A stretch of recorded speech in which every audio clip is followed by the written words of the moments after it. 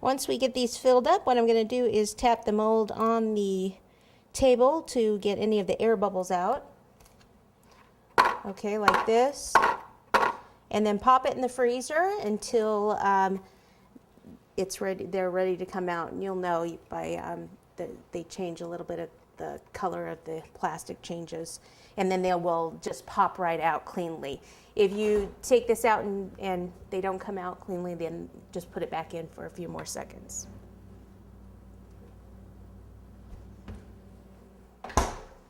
Okay, so while we're waiting for that, what I want to do is do some other fondant cutouts. I've got just kind of a range of cutters here. I'm not necessarily going to use all these, but I thought maybe I would want to start for the top of the tree. Here's actually a couple of mini Christmas bulb decorations, but I think I'm going to use those instead. I may end up incorporating these. We'll see how much room I have on the cake. Maybe some mittens on the cake. There's a little snowman, gingerbread boy and girl. Then I have a mini gingerbread.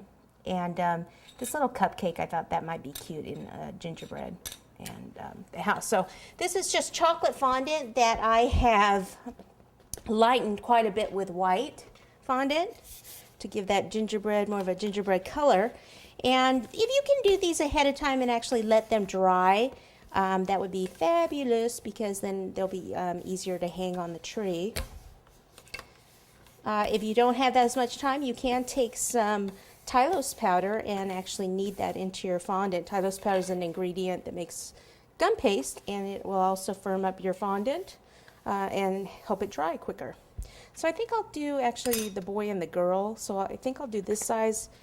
Actually, this could be their little kid too, so I guess I could do some small ones as well. So just cut out a few of these. They're going to need to go all around the tree.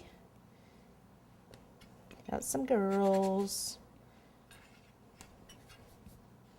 So I might just end up doing like gingerbread ornaments and then the Christmas bulbs. And I think I just love this cupcake cutter. It's so cute. So you could even cut the candle off, or we can leave it. So right now I'll leave it. So what I want these to do is just dry a little bit while I'm working on some of the other things. And then later on we'll come back and decorate them with the buttercream.